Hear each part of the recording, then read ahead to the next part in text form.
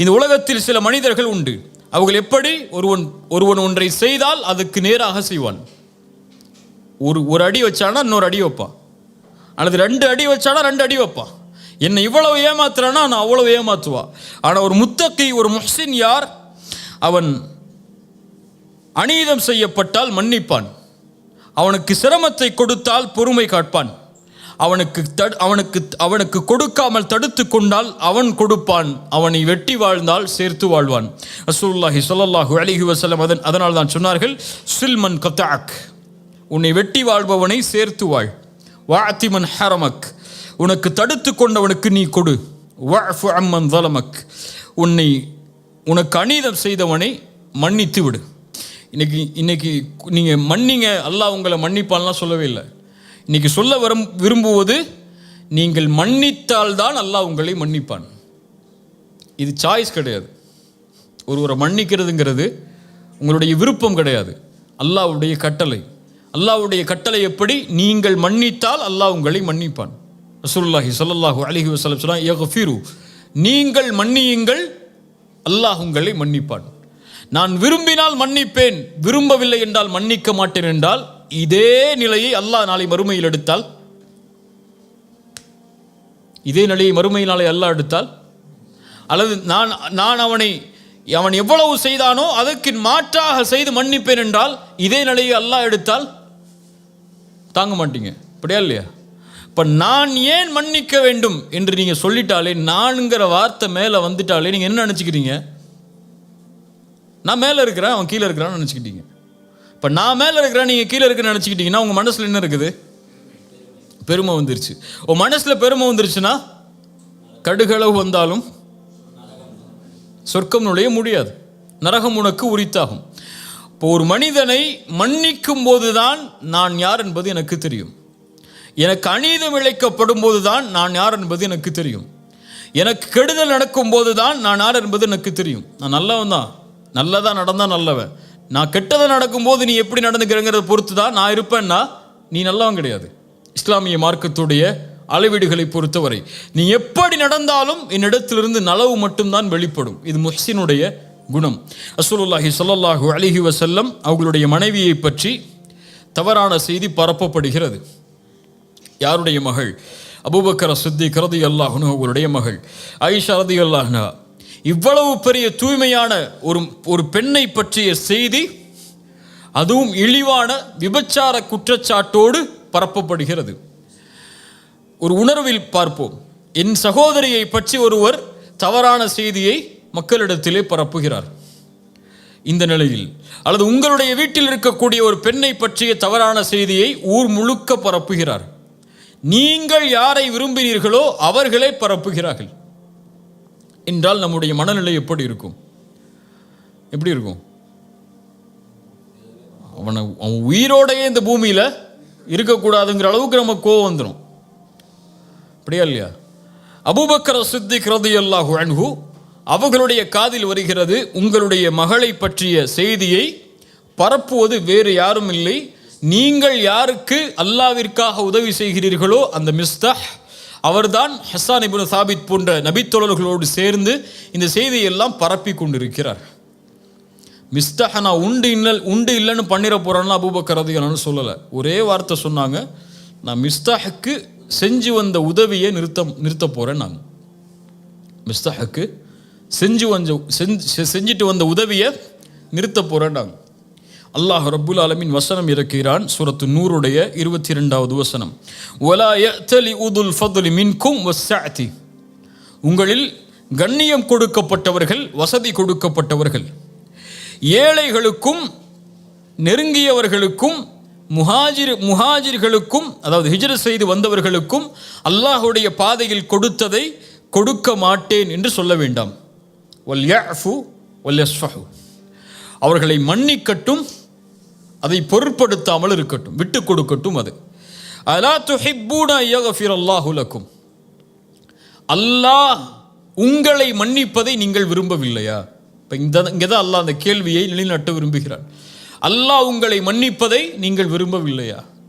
அப்போ நீங்கள் அல்லாஹ்வுக்காக ஒருவருக்கு உதவி செய்கிறீங்க, ஆனால் உங்களுடைய மகளை பற்றி பேசுகிறார் என்பதற்காக யாருடைய உதவி நிப்பாட்டுறீங்க?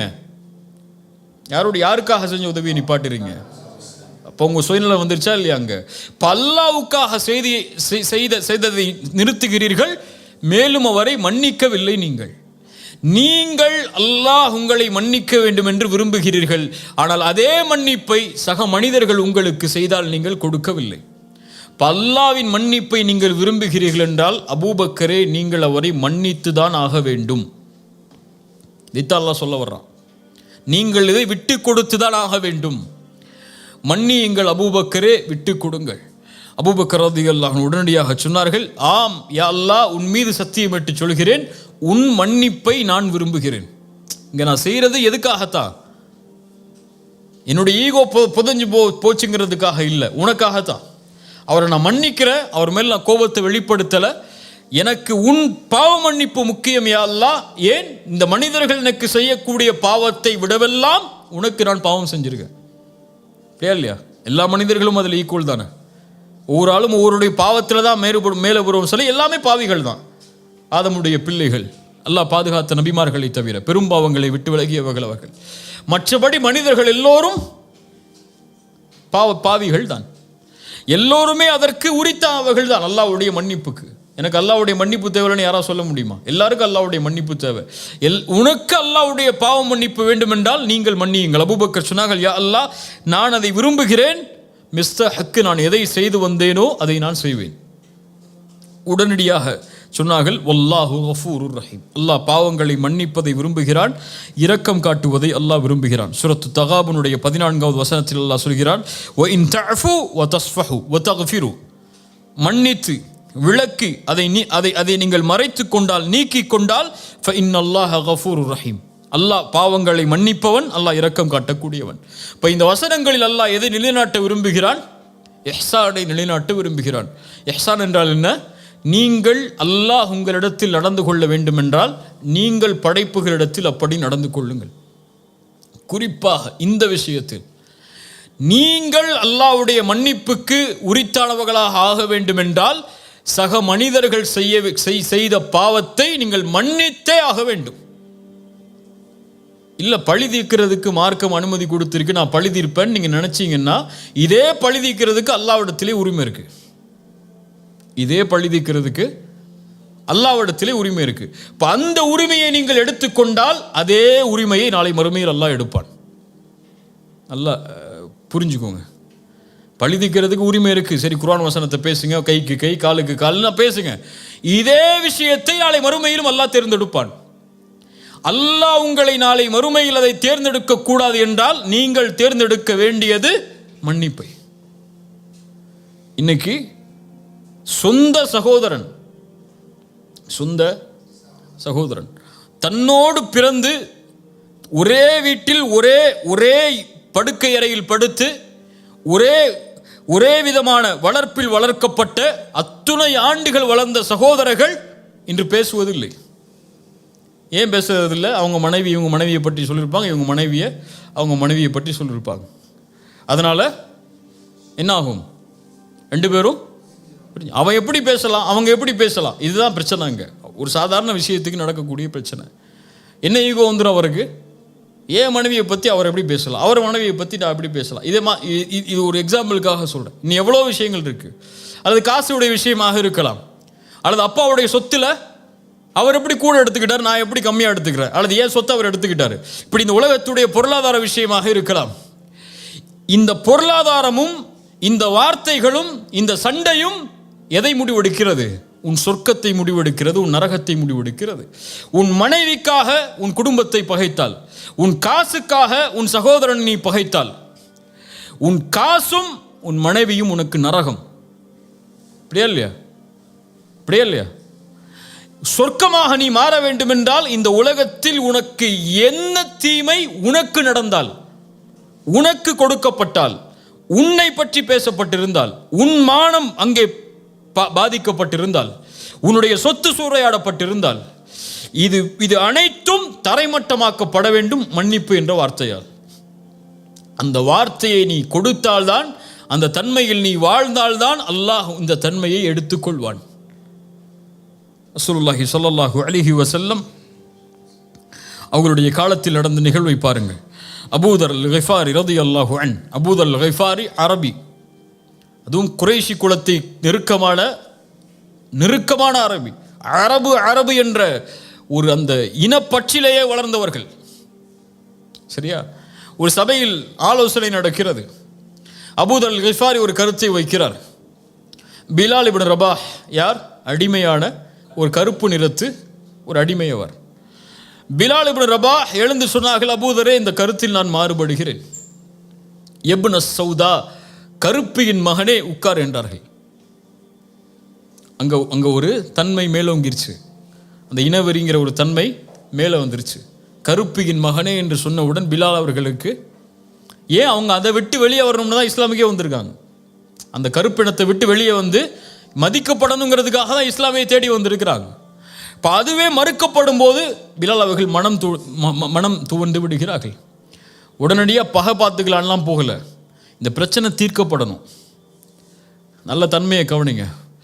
அந்த பிரச்சனை தீர்க்கப்படணும். 2 பேருக்குள்ள பகைமை உருவாயிடுச்சு. அவங்களால முகம் கொடுத்து பேச முடியல. அதுக்கப்புறம் அந்த முகம் கொடுத்து பேசுறதுக்கு யாராவது வேணும். யார்கிட்ட போக முடியும்? ரசூலுல்லாஹ்ட்ட போகிறாங்க. ரசூலுல்லாஹ்ட்ட போன உடனே நிகழ்வை சொல்கிறாங்க. அபூதர் அல் கிஃபாரியை கூட்டுவாங்க. ரசூலுல்லாஹ் கூட்டு வந்து சட்டையை பிடிச்சாங்க. அபூதர், பிலால் அவர்களுடைய தாயை பற்றி நீ பேசினாயா? நீ ஜாஹிலியத் அறியாமை கால மக்கள் எதில் இருக்கிறார்களோ அதில் தான் இன்னும் இருக்கிறாய் என்றார்கள். ரசூலுல்லாஹ் சொன்ன உடனே அவங்களுக்கு பட்டுடுச்சு. தப்பு பண்ணிட்டோம். சரியா? தப்பு பண்ணிட்டோம், பெரிய தப்பு பண்ணிட்டோம். நம்மளை மேன்மையாக நினச்சிட்டோம், ஒருத்தரை கீழே நினச்சிட்டோம். உடனடியாக மதீனாவில் அன்சாரிகள் எல்லோரும் நிற்கக்கூடிய சூழ்நிலை. மதீனாவுடைய இடம் எல்லாரும் பார்க்குறாங்க. எல்லாரும் பார்க்கட்டும் என்று பிலால் அவர்களுக்கு முன்னால் படுத்து சொன்னாங்க, பிலாலே, என் மீது ஏறு. நீ என் மீது ஏறி இந்த மக்களுக்கு நிரூபித்து விடு, நீதான் என்னை விட மேன்மையானவன் என்று. அது நடக்கும் வரை இந்த இடத்திலிருந்து நான் எழுந்திருக்க மாட்டேன் என்று படுத்துக் கொள்கிறார்கள்.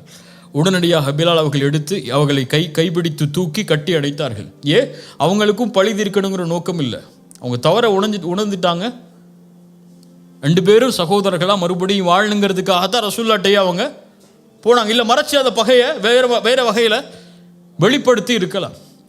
ரசூலுல்லாஹி ஸல்லல்லாஹு அலைஹி வஸல்லமுடைய வாழ்க்கையில் அவர்களுக்கு பகையாக இருந்த, அவர்களுக்கு எதிரிகளாக வாழ்ந்த மக்காவாசிகளிடத்தில் அவர்கள் நடந்து கொண்ட முறை, தன்னுடைய சாட்சா ஹம்சாவுடைய ஈரக்குலையை கடித்து துப்பிய பெண். ஹம்சாவுடைய இழப்பு ரசூலுடைய வாழ்வில் ரலியல்லாஹு அன்ஹு மிகப்பெரிய இழப்பு. அவங்களுக்கு ரசூலுல்லாஹி ஸல்லல்லாஹு அலைஹி வஸல்லம் ஜனாசா தொழுகை நடத்தின மாதிரி அழுதுகிட்டே வேற யாருக்கும் ஜனாசா தொழுகை நடத்தல. அவ்வளவு தக்பீர்களை சொல்லி தொழுகை நடத்தி கொண்டே இருந்தார்கள். அந்த பிரிவு ரசூலுல்லாஹ்வால ஏற்றுக்க முடியல. அதுவும் கொடூரமான கொலை செய்யப்பட்டு தன் சாட்சா இறந்தது அவங்களால அங்கீகரிக்கவே முடியல.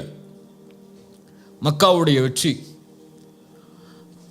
10,000 நபித்தோழர்கள், ஒரு பெரிய படை கையில் இருக்கு, மிகப்பெரிய சக்தியுடைய படை. மக்காவாசிகள் கொஞ்சம் பேர் உள்ள நுழைஞ்சா மக்காவை காலி பண்ணிடலாம், அவ்வளோ பெரிய சக்தி இருக்கு. உள்ள போறாங்க மக்காவுக்குள்ள. எல்லாரும் சொல்றாங்க, இன்னைக்கு ரசூலுல்லாஹ் எப்படி நடந்து கொள்ள போறாங்கன்னு பாருங்கன்னு அழைச்சாங்க எல்லா மக்காவாசிகளையும். யா மஅஷர குரைஷ் மா ததுன்னூன அன்னி ஃபாயிலும் பிக்கும், எப்படி நான் நடந்து கொள்வேன் என்று நினைக்கிறீர்கள்? மக்காவாசிகள் சொன்னார்கள், ஹைரன் அஹுன் கரீம் வபுனு அஹின் கரீம், கண்ணியமிக்க சகோதரனின் மகன், கண்ணியமிக்க சகோதரனின் மகன் நீங்கள். சொன்னார்கள், என் சகோதரன் யூசுப் எந்த வார்த்தையை சொன்னாரோ அதே வார்த்தையை சொல்கிறேன். லா தஃரீப அலைக்குமுல் யௌம் யக்ஃபிருல்லாஹு லக்கும், உங்கள் மீது நான் பழி தீர்க்க மாட்டேன், உங்கள் எல்லோரையும் மன்னித்து விடுகிறேன் என்று ரசூலுல்லாஹி ஸல்லல்லாஹு அலைஹி வஸல்லம் சொன்னார்கள். இத்ஹபு அன்துமுத் துலகா ஃபஅன்துமுத் துலகா, நீங்கள் எல்லோரும் விடுதலை செய்யப்படுகிறீர்கள். இப்போ ரசூலை விடவா நாம் மேன்மையானவர்கள்? இப்போ ரசூலுக்கு ஒருவர் செய்த பாவத்தை விடவா என் சகோதரன், என் குழந்தை? இன்னைக்கு எவ்வளோ பிரச்சனைகள் இருக்குது சமூகத்தில், அப்படியா இல்லையா? பள்ளிவாசல் தலைவருக்கு இடையில் சண்டை நடக்கும், யார் தலைவருங்கிற போஸ்ட்டுக்கு. அல்லது அங்கே மஷூரா நடந்துட்டு இருக்கிறோம், ஒரு ஏதாவது சொல்லிடுவார், ஏதாவது சொல்லிடுவார், அவ்வளோதான். அந்த பள்ளிவாசல் விஷயமே எங்கே போய் நிற்கும்? கோர்ட்டில் நிற்கும். அப்படியா இல்லையா? அல்லது தான் கல்யாணம் பண்ண சொன்ன பிள்ளைய தான் பையன் கல்யாணம் பண்ணலங்கிறதுக்காக எத்தனையோ வருஷம் பேசாமல் இருக்கக்கூடிய பெற்றோர்கள் இருக்காங்க. புரியுதா? இன்னும் இந்த சமூகத்தில் இருக்கக்கூடிய இந்த மாதிரி விஷயங்கள்லாம் எடுத்திங்கன்னா சாதாரண விஷயத்துக்காக இருக்கும், ஒன்றுமே இல்லாத விஷயத்துக்காக இருக்கும். எங்கள் அம்மா உங்கள் அம்மா என்னை பார்த்து இப்படி சொல்லிட்டாங்க, அதனால் மௌத்து வரைக்கும் உங்கள் அம்மாட்ட பேச மாட்டேன். ஒய்ஃபுடைய சபதம். அதே சபதம் மாமியார்கிட்ட, ஒய்ஃபு என்னை பார்த்து இப்படி பேசிட்டா அதனால் நான் மௌத்து வரைக்கும் இப்படி பேச மாட்டேன். எப்படி எடுத்துக்கிட்டேன்னு வச்சிங்கன்னா, இந்த சமூகத்தில் ஒவ்வொரு குடும்பத்திலையும் ஒவ்வொரு வீட்லேயும் நுழைஞ்சு பார்த்தீங்கன்னா இந்த மாதிரி சண்டை 1000 லட்சம் இருக்கும்.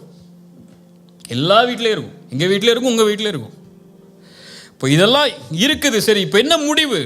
இப்போ அல்லாஹுவை ஏற்றுக்கொண்ட முஸ்லிம்கள் நாங்கள் என்றால், அல்லாஹ்வுடைய நம்பிக்கையில் வாழக்கூடிய முஸ்லிம்கள் நாங்கள் என்றால், எங்களுடைய பாவங்களை நாங்கள் தொழுகையை விட்டதை, நாங்கள் தவறான காட்சிகளை பார்த்ததை, நாங்கள் தவறான செயல்பாடுகள் செய்ததை, இப்படி நாங்கள் அல்லாஹ்வுக்கு செய்த பாவங்களை அல்லாஹ் எங்களுக்கு மன்னிக்கணும்னா நாங்கள் இவங்களை மன்னிச்சு தான் ஆகணும். மன்னிச்சு தான் ஆகணும்னா சரி மன்னிச்சிட்டேன் போ, இனிமேல் என் கண்ணில் முழிக்காதுன்னு சொல்கிறது இல்லை. அந்த மன்னிப்பு அல்லாஹ் அங்கே சொல்லவே இல்லை. அந்த உறவு கெட்டுவிட்டால் மன்னிப்பை வழங்கினால் அந்த உறவு சீர்படுத்தப்படும். அடுத்து அந்த உறவு எப்படி முன்னால் இருந்ததோ அதை விட மேன்மையாக்கப்படும். இல்லை அவர் செஞ்ச பாவம் பெரிய கோடிங்க, என் கோடியை கை வச்சிட்டாருங்க அவர், அல்லது என் சொத்தில் கை வச்சிட்டாருங்க அவர் செஞ்ச பாவத்தை மன்னிக்கவே முடியாதுங்க அப்படிங்கிற விஷயம்லாம் உலகத்தில் எதுவுமே கிடையாது. ஏன்னா இந்த உலகத்தில் எதுவுமே உனக்குள்ளதில்லை கை வைக்கிறதுக்கோ அல்லது அவர் உன்னுடைய விஷயத்தை பங்கப்படுத்துறதுக்கோ. நீ அந்த ஸ்டாண்ட் எடுக்கிறியா, எடுத்துக்கோ, பிரச்சனையே இல்லை, எடுத்துக்கோ. உனக்கு உன்னுடைய இது எக்ஸப்ஷனுங்க, இதெல்லாம் மன்னிக்க முடியாது, மன்னிச்சிட்டா அவர் வேறு வழியில் போயிடுவோம். இப்படிலாம் நீங்கள் என்னென்ன எக்ஸப்ஷனாக சொல்லிக்கோங்க.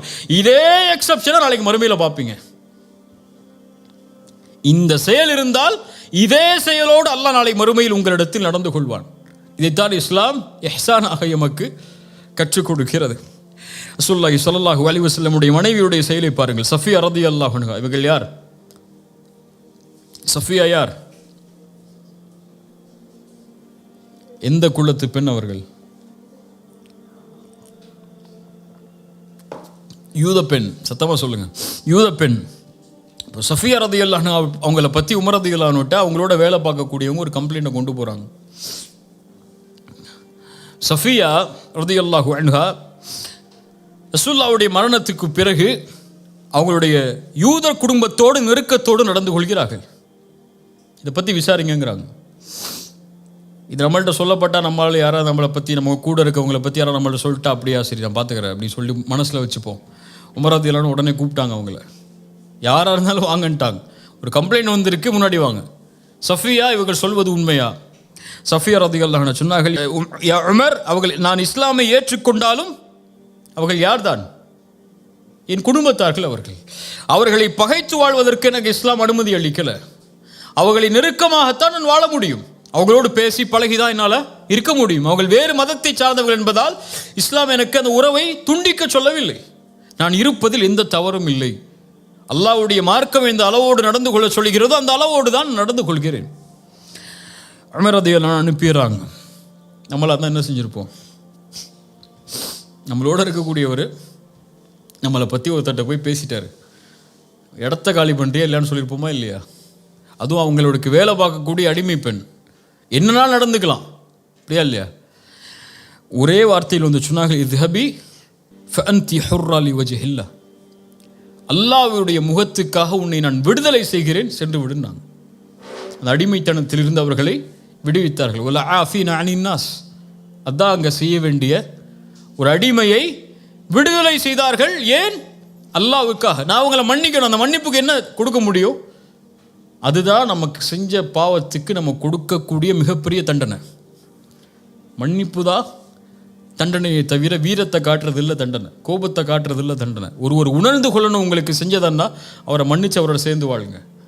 இப்போ எத்தனையோ குடும்ப உறவுகளில் தந்தை தாய், பிள்ளைகள் பெற்றோர்கள், மனைவி கணவன், கணவன் மனைவி, பிள்ளைகள், சகோதரர்கள், நண்பர்கள், அண்டை வீட்டார்கள் என எத்தனை உறவுகள் இந்த சமூகத்தில் சீர்குலைந்து வெறும் காசு என்பதற்காக, வெறும் ஈகோ என்பதற்காக, வெறும் வார்த்தை சொன்னதற்காக, அல்லது வெறும் உறவை ஏதோ சில வார்த்தைகளில் வர்ணித்ததற்காக, அல்லது தன்னை பற்றி பேசினான் என்பதற்காக, அல்லது தன்னை பற்றி தன் மானத்திற்கு பங்கம் விளைவிக்கக்கூடிய காரியத்தை செய்து விட்டார் என்பதற்காக உங்களுடைய பகையை நீங்கள் வைத்திருந்து அந்த பகையை வளர்த்து கொண்டு இருந்தால் ஒன்றை உணர்ந்து கொள்ளுங்கள், நீங்கள் ரசூலை விட மேன்மையானவர்கள் அல்ல, நீங்கள் அபூபக்கரை விட மேன்மையானவர்கள் அல்ல, நீங்கள் ஆயிஷாவை விட ரலியல்லாஹு அன்ஹா அவர்களை விட மேன்மையாளர்கள் அல்ல. அவர்களே தங்களுடைய மானத்தில் தங்களுடைய விஷயத்தில் பங்கம் இழைக்கப்பட்டாலும் மன்னித்திருக்கிறார்கள் என்றால் அவர்களும் அல்லாஹ்வுடைய மன்னிப்பை தேடினார்கள். நானும் மன்னிப்பை தேடுகிறேன் என்றால் மன்னியுங்கள். மன்னிக்க மாட்டேன்னு பெருமை காட்டிட்டு உட்கார்ந்துருந்தீங்கன்னா, நான் பேச மாட்டேன், நான் அவன்கிட்ட சேர மாட்டேன், நான் அவனுக்கு ஃபோன் பண்ண மாட்டேன், அவன் பேசட்டும், அவன் பேசுகிறான் நான் பேசுகிறேன், அவன் எனக்கு நடந்து கூட நான் நடந்துக்கிறேன், அவன் என்கிட்ட சேர்த்து வரட்டும் நான் சேர்ந்து வாழ்ந்துக்கிறேன், இப்படின்னு பெருமை பேசிக்கிட்டே இருந்தீங்கன்னா இதே செயல்பாட்டை நாளை மறுமையில் அல்லாஹ்விடத்தில் எதிர்பார்ப்பீர்கள். அல்லாஹ் ரப்புல் ஆலமீன் இந்த தன்மையை செயல்படுத்துவதற்கு அல்லாஹ் எனக்கும் உங்களுக்கும் ஆற்றல் தருவானாக. இன்ஷா அல்லாஹ் உறுதியேற்கிறேன். நீங்களும் உறுதியேற்றி இந்த சபையிலிருந்து கலைந்து செல்லுங்கள்.